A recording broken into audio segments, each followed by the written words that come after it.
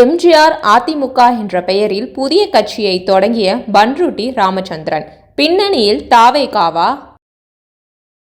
முன்னாள் முதல்வர் ஓபிஎஸ்ஸின் அரசியல் ஆலோசகராகவும் அவருக்கு பக்கபலமாகவும் இருந்த மூத்த அரசியல்வாதி பண்ருட்டி ராமச்சந்திரன் தற்போது ஓபிஎஸ் அணியிலிருந்து விலகி எம்ஜிஆர் அதிமுக என்ற பெயரில் புதிய கட்சியை தொடங்கியுள்ளார். இது குறித்து பண்ருட்டி ராமச்சந்திரன் கூறும்போது, இன்றைய அரசியல் சூழல் அடையாள அரசியலையும் கொள்கை அரசியலையும் சார்ந்து சுழல்கிறது. பிறப்பின் அடிப்படையில் எவருக்கும் வாய்ப்புகள் மறுக்கப்படக்கூடாது. திறமையுள்ள அனைவருக்கும் சம வாய்ப்பு கிடைக்கக்கூடிய ஒரு நீதிமிக்க சமுதாயத்தை உருவாக்குவதே இந்த இயக்கத்தின் பிரதான நோக்கம். இந்த இயக்கம் உடனடியாக தேர்தலில் போட்டியிடுவதற்காக தொடங்கப்படவில்லை. இது ஒரு நீண்ட நெடிய அரசியல் பயணம். தேர்தல் என்பது இந்த பயணத்தில் வரும் ஒரு சடங்கு போன்றது. எங்களது கொள்கைகளுக்கு உடன்படுபவர்களை தேர்தலில் ஆதரிப்போம். ஓபிஎஸ் அத்தியாயம் முடிந்துவிட்டது. தனிப்பட்ட ஒரு நபருக்காக அரசியலில் வாழ்நாளை வீணாக்க முடியாது.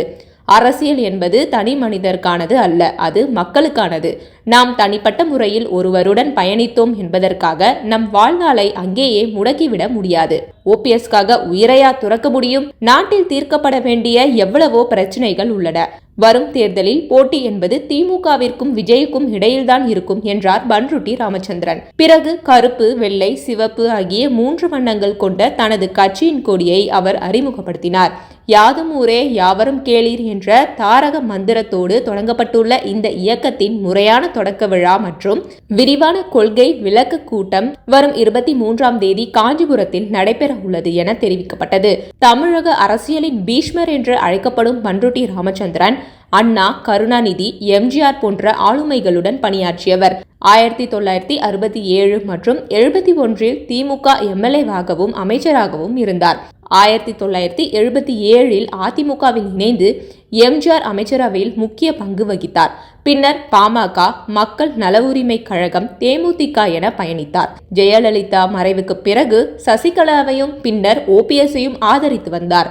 இதன் பின்னணி குறித்து பேசுவோர் ஓபிஎஸ் அணியில் இருந்த பலரும் விஜய் பக்கம் செல்லலாம் என ஓபிஎஸ்ஸிடம் வலியுறுத்திய போதிலும் டெல்லி பாஜக தலைமையின் மீதான அச்சத்தால் அவர் எந்த முடிவும் எடுக்காமல் தயக்கம் காட்டினார். இதனால் அதிருப்தி அடைந்த ஆதரவாளர்கள் ஒவ்வொருவராக விலகி வரும் நிலையில் பண்ருட்டி ராமச்சந்திரன் இந்த அதிரடி முடிவை எடுத்துள்ளார்.